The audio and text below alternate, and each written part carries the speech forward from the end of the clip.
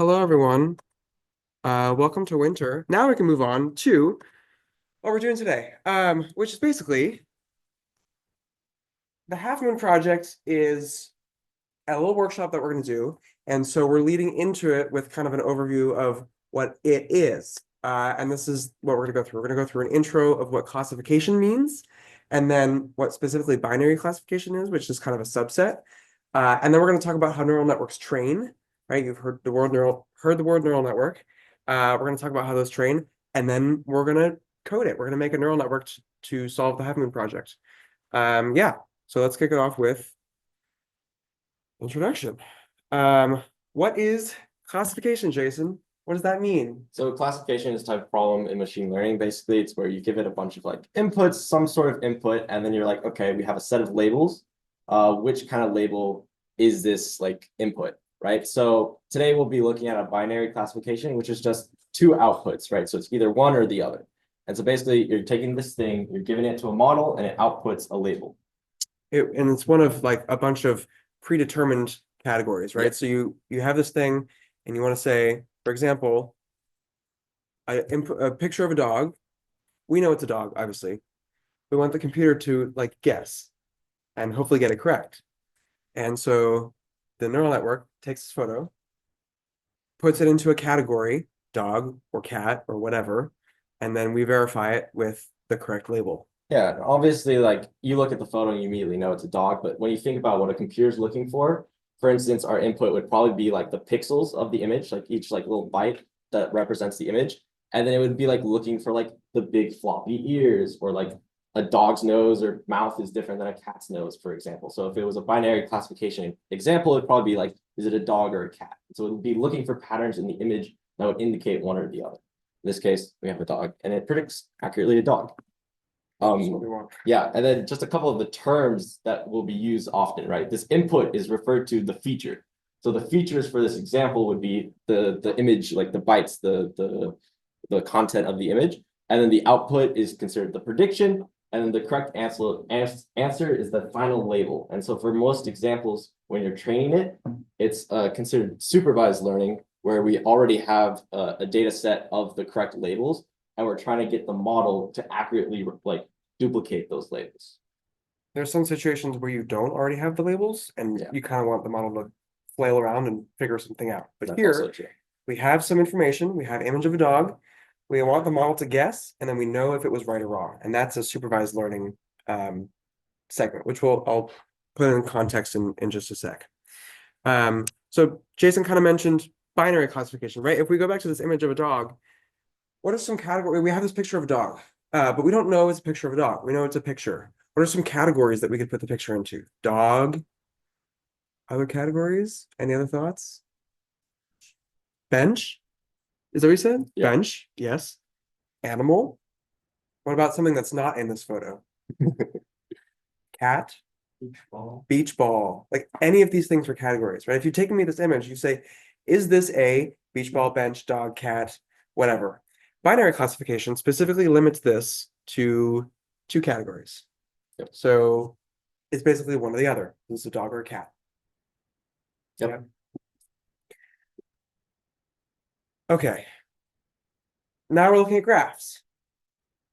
You want to ask your question? Well, yeah. So we kind of went over features and labels as part of our terminology, right? So in this example of a graph where we're taking in some points on a graph and we're trying to output which group it's part of, what would we consider our features? What are our inputs, and what are our outputs, our labels?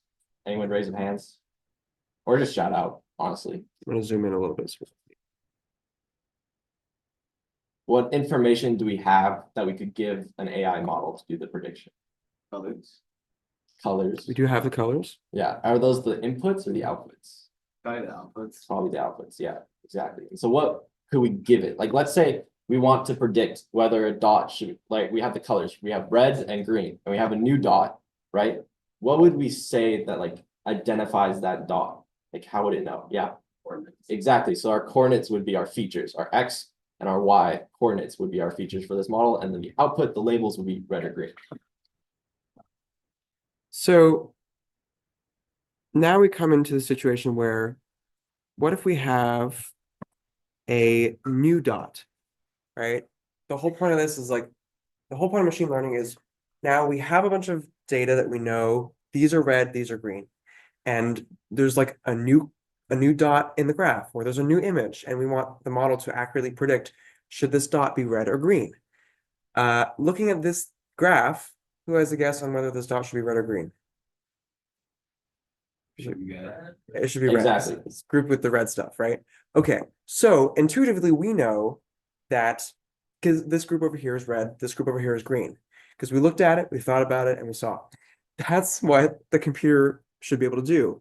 And the way it does it, the way we train neural networks to do it, is to create a decision boundary, right? So this is basically a line through this graph, and it says, okay, everything to the right of this line is going to be red, and everything to the left of the line is green. And so that's what kind of shades in our dot as red. Think about how, Jason, if you were to like model a computer about how to do this, how would you find that line? If you didn't really know, if you didn't have eyes and a brain, and you just had to like try to find a place, how would you figure out how to draw the line? Well, it would kind of take some trial and error. You probably take a few points and you go, okay, like, is this, look at, we actually have something for this, like K nearest neighbors, you look at the points around it, points that are similar inputs, right? So you're like, oh, wow, if anything has an X, like you can see that there's like this negative slope, basically get to the decision boundary kind of just like by seeing where the dots lie and what their actual values are. Kind of play around with it, Yeah. try something, see if it works. Yeah. If it doesn't, adjust and move on.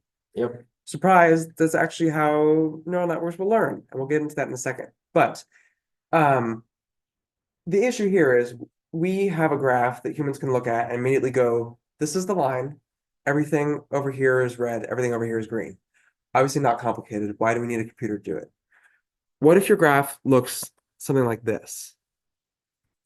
Like they're kind of more mixed here, Yeah. right? There's not New dots, but still the same features. I think these are the same dots. These are the same dots, but I changed the colorings on them.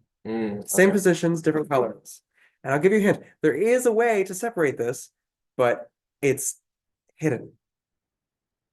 I'm not gonna make you guess, but I'm very excited about this little graphic that I made. So what you might not realize, but what computers are really good at is looking at more than just kind of two dimensions, right? Here we have an X and a Y, and that's it. That's all the information we have to classify these.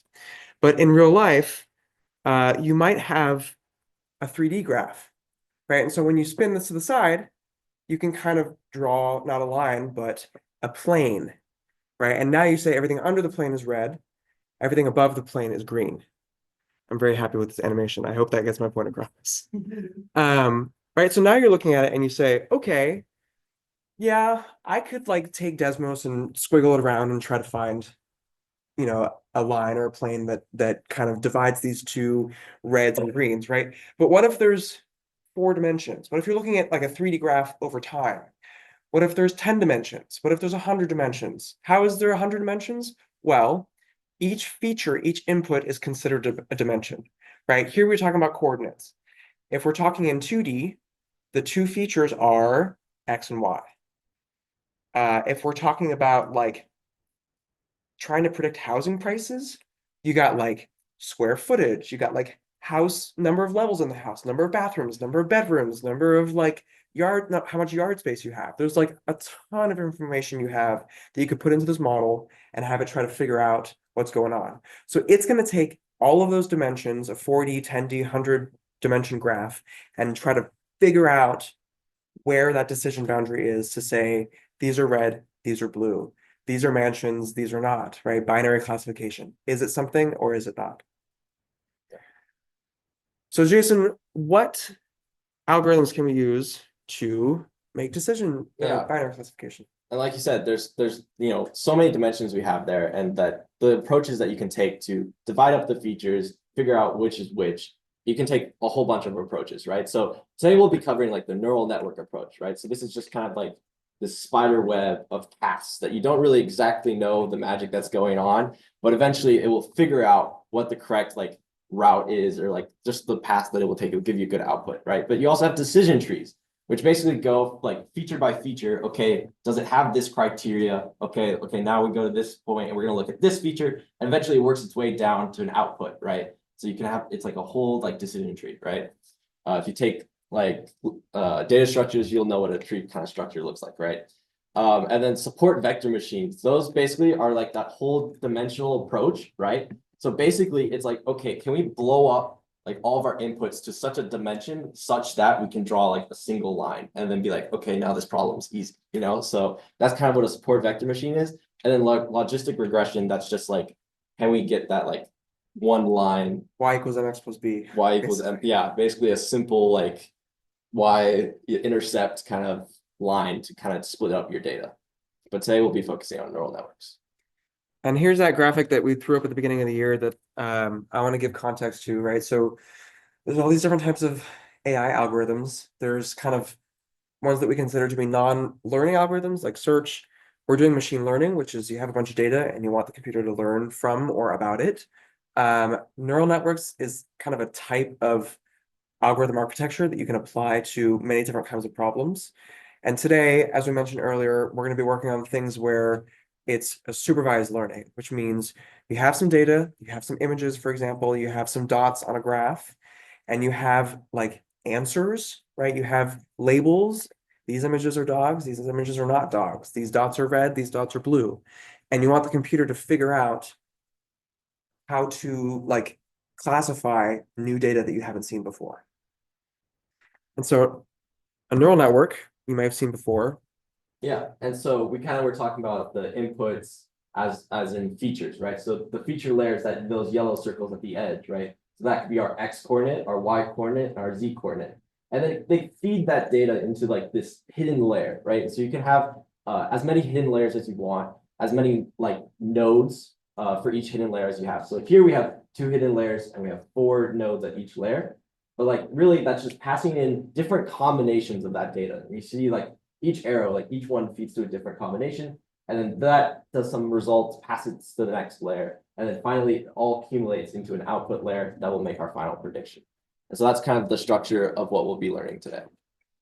And then from here, we're just going to kind of go through the steps that we're going to go through to train our model. Leo, you want to talk about that? Sure. So we want this model to learn, right? How does it actually do learning? Kind of like we said earlier, it mimics how we think humans learn, maybe or not. I don't know. But the way it learns, if you were to go into, right, if you were to use this graph earlier and go into Desmos and try to find this line that divides the red and the blue or the red and the green, maybe you would kind of go in and fiddle with the y equals mx plus b, right? Like shift it around a little bit, move it around, change the intercept and move it up and down until you get a line that's about here that says, okay, everything here is red, everything here is blue.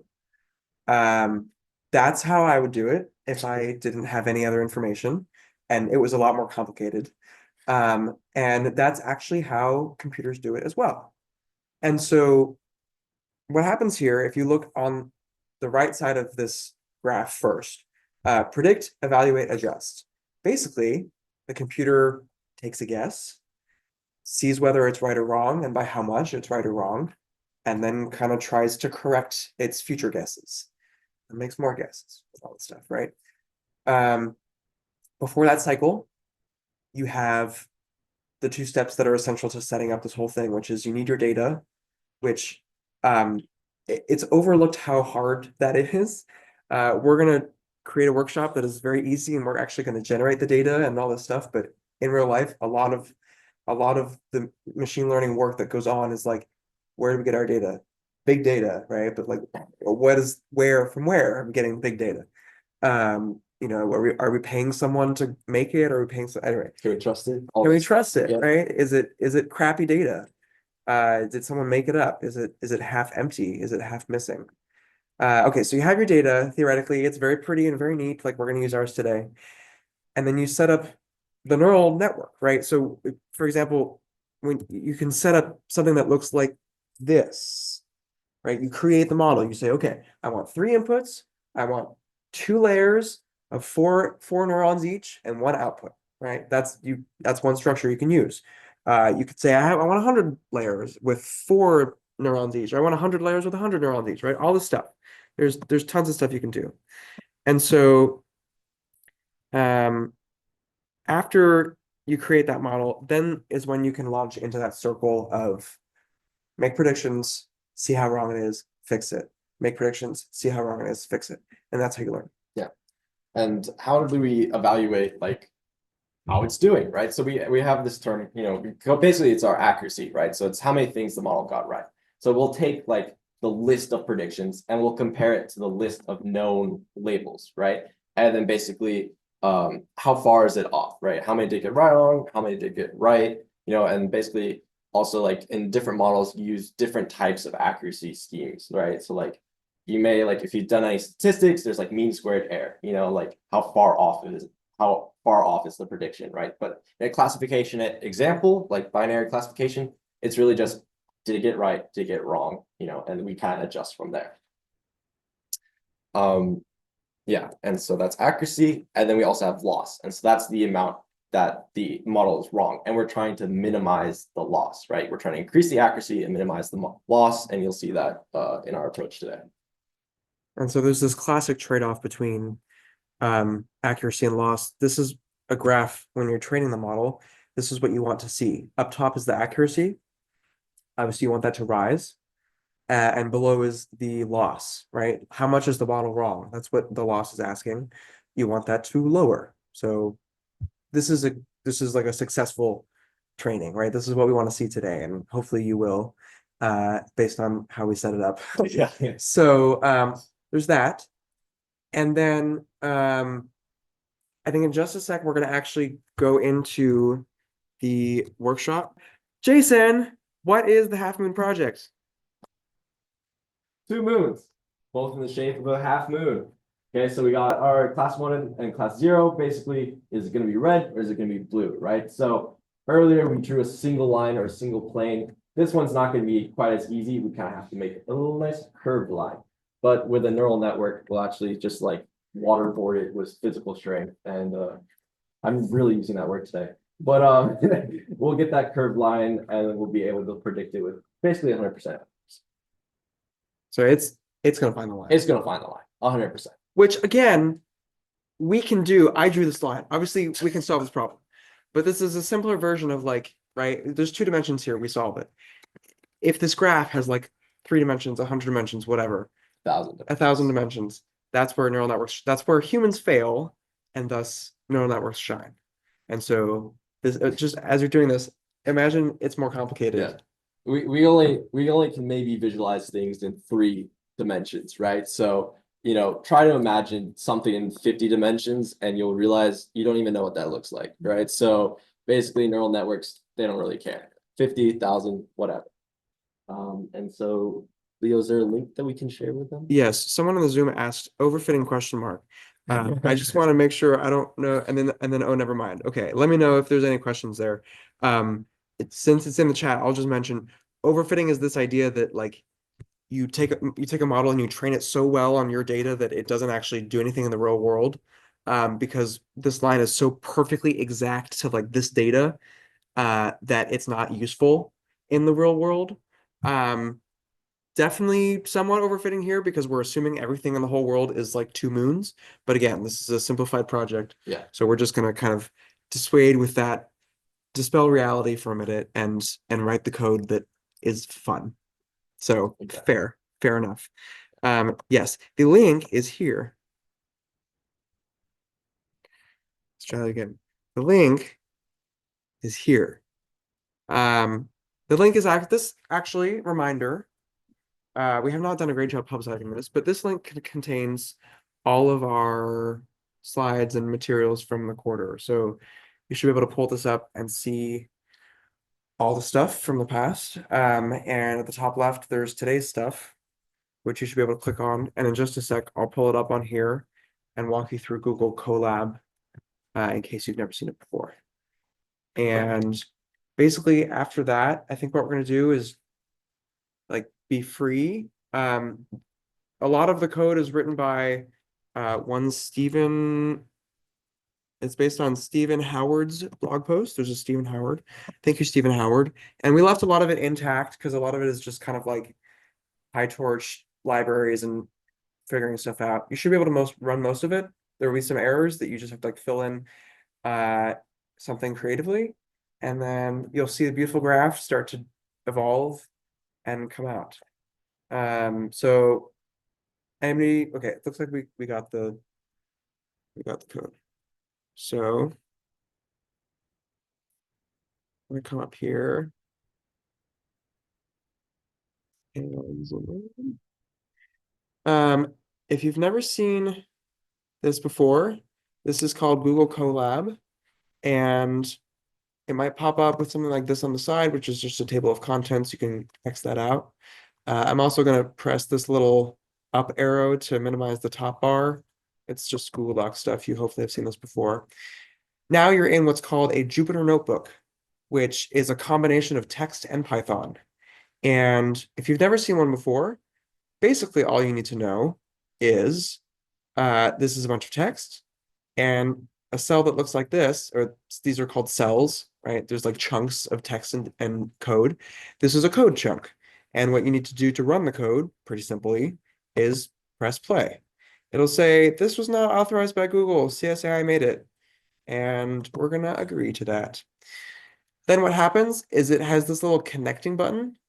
This is connecting to a Python server at Google, which is very useful if you want to train a neural network, because import. I didn't import, yeah. So it's very useful if you want to train a neural network because they have GPUs you can pay for, which makes it a lot faster.